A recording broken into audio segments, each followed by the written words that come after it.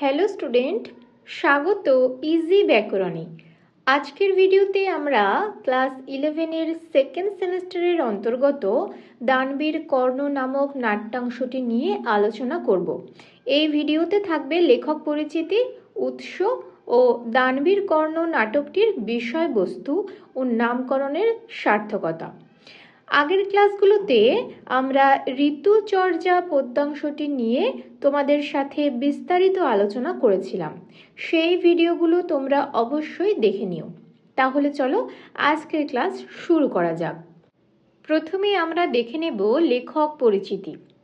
সংস্কৃত নাট্য সাহিত্যে কালিদাস পূর্ববর্তী যুগের অন্যতম শ্রেষ্ঠ নাট্যকবি হলেন ভাস।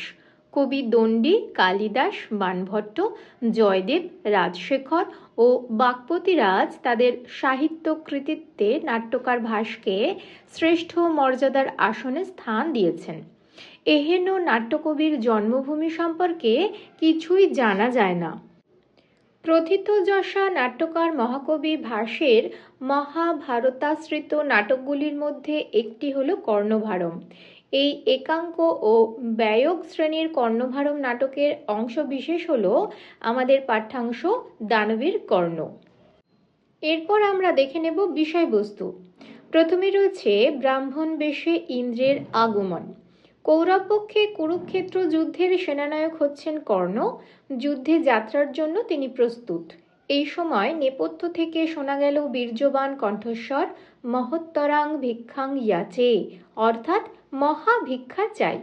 ভিক্ষাপ্রার্থী হলেন ব্রাহ্মণ বেশের ছদ্মবেশধারী দেবরাজ ইন্দ্র। তেজময় কণ্ঠধ্বনি শুনে কর্ণের মনে হলো প্রার্থী কেবল ব্রাহ্মণ শ্রেষ্ঠই নন, এনার প্রভাবও যথেষ্ট। কর্ণ প্রার্থীকে প্রণাম জানালেন। প্রণামের প্রত্যুত্তরে ব্রাহ্মণ ভিক্ষুকের বেশধারী ইন্দ্র কর্ণকে দীর্ঘজীবী হও এই আশীর্বাদ না দিয়ে সূর্যের মতো, চন্দ্রের মতো, হিমালয়ের মতো তোমার কীর্তি প্রতিষ্ঠিত হোক এই বলে যশস্বী হওয়ার আশীর্বাদ করলেন। এই প্রকার আশীর্বাদে কর্ণ আরও বিস্মিত হলেন। ইন্দ্র এবং কর্ণের কথোপকথন দেখে নেব এইবার। ব্রাহ্মণ কর্ণের কাছে মহত্তর ভিক্ষা প্রার্থনা করলেন। ব্রাহ্মণের প্রার্থনা পূরণে তৎপর কর্ণ তার বিপুল সম্পদের বর্ণনা দিতে লাগলেন। প্রথমে অমৃতের মতো দুগ্ধ প্রদানকারী সবৎস সহস্র গাভী প্রদান করতে চাইলেন। ব্রাহ্মণ তখন দুগ্ধ দ্বারা সাময়িক প্রয়োজন মিটতে পারে বলে এহেন দান গ্রহণে সম্মত হলেন না। কর্ণ তখন প্রার্থীকে সূর্যের অশ্বের মতো গতিশীল কম্বোজ দেশীয় বহু সহস্র অশ্ব প্রদান করতে চাইলেন, কিন্তু তিনি তাও নিতে অস্বীকার করলেন। তারপর অঙ্গরাজ কর্ণ তাকে শ্বেত দন্ত বিশিষ্ট পর্বতের মতো বিশালাকার মদস্রাবী হস্তিদল প্রদানের ইচ্ছা প্রকাশ করলেন। এক্ষেত্রেও ব্রাহ্মণ তো নিতে অসম্মত হলেন। এরপর কর্ণ তাকে ক্রমে অপরিমিত স্বর্ণ, বাহুবলে জয় করা পৃথিবী এবং অগ্নিষ্টম যজ্ঞের ফল দিতে চাইলেন, কিন্তু এগুলি সবই ব্রাহ্মণের নিষ্প্রয়োজন তা তিনি জানালেন। শেষে কর্ণ ব্রাহ্মণকে নিজের মস্তক প্রদান করতে চাইলেন। তখন তা শুনে ব্রাহ্মণ কি সর্বনাশ এ কথা বলে উঠলেন। এরপর আমরা দেখতে পাবো যে কর্ণের কবচ কুণ্ডল কিভাবে তিনি দান করলেন। কর্ণ কখনো প্রার্থীকে বিমুখ করেন না, দান তার আজীবন সংকল্পিত। ভিক্ষা প্রার্থী ব্রাহ্মণ কোনো দান গ্রহণে অসম্মত হলে কর্ণ তাকে আশ্বস্ত করে বললেন যে তার শরীরের সঙ্গেই জাত দেবতা ও অসুরদের দুর্ভেদ্য কবচকুণ্ডল আছে, তিনি চাইলে তা অনায়াসে দিতে পারেন। এ কথা শুনে ব্রাহ্মণ বেশী ইন্দ্র তৎক্ষণাৎ সানন্দে সম্মতি জানালেন। কর্ণের মনে তখন সন্দেহ হলো এটা নিশ্চয়ই কৃষ্ণের চক্রান্ত, কিন্তু পরমুহূর্তে নিজের চিন্তাকে ধিক্কার জানিয়ে কর্ণ কবচকুণ্ডল প্রদান করতে উদ্যত হলেন। এমতো অবস্থায় কর্ণের সারথি শল্য তাকে এই কাজ না করার জন্য বারবার নিষেধ করলেন, কিন্তু তিনি তার নিষেধ না মেনে সাহস্য বদনে নিজের দেহ থেকে কবচকুণ্ডল কেটে ইন্দ্রের হাতে তুলে দিলেন। শল্যরাজ কর্ণকে বললেন যে তিনি ইন্দ্র কর্তৃক বঞ্চিত হয়েছেন। একথা কর্ণ স্বীকার না করে তিনি জানান যে তার এই দান গ্রহণ করে ইন্দ্র নিজেই কৃতার্থ হয়েছেন। এরপরে এমন সময় ব্রাহ্মণবেশী এক দেবদূতের আবির্ভাব ঘটে। তিনি জানান যে দেবরাজ ইন্দ্র এই কাজের জন্য অনুতপ্ত হয়েছেন।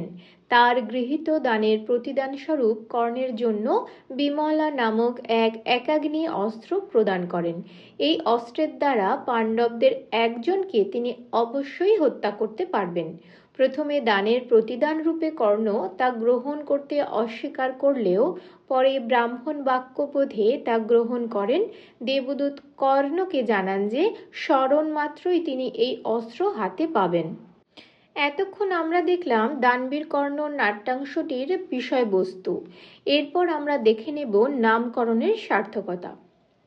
রচয়িতার রচনার সাফল্য অনেকাংশে নামকরণের উপর নির্ভর করে, তাই রচনার নামকরণ একটি গুরুত্বপূর্ণ বিষয়। সাধারণত 3 প্রকার নামকরণ বিবিধ রচনার ক্ষেত্রে পরিলক্ষিত হয়।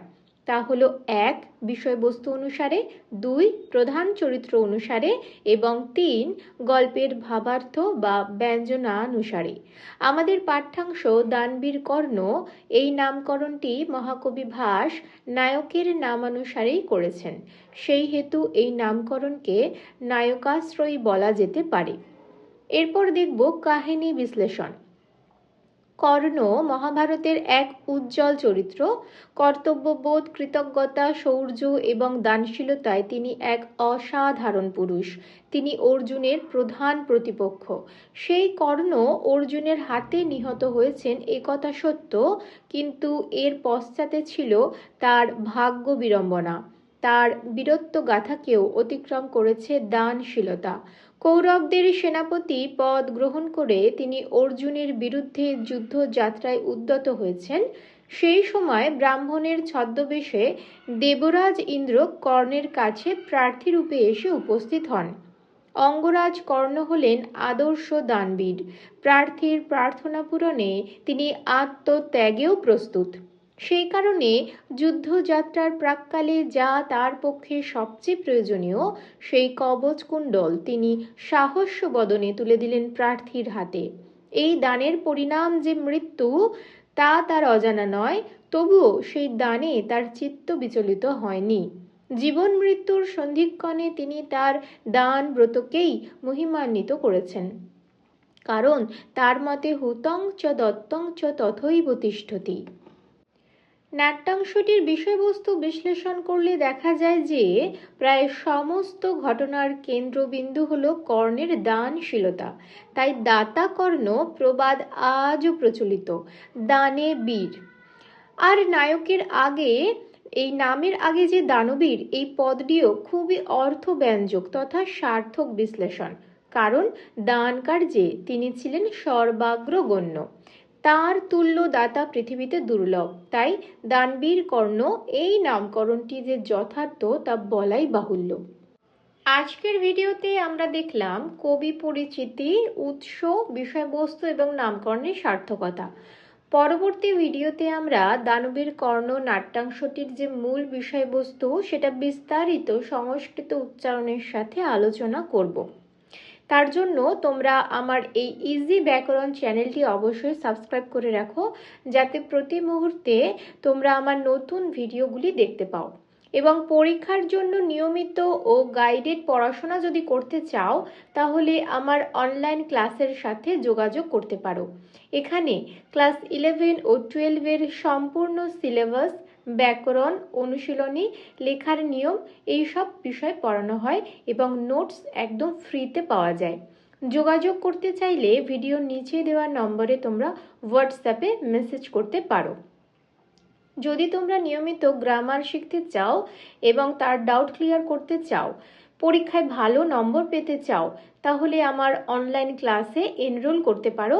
ভর্তির জন্য বিস্তারিত জানতে যোগাযোগ করো নিচের হোয়াটসঅ্যাপ নম্বরটিতে। আজকের ক্লাসটি তাহলে এখানেই শেষ করছি।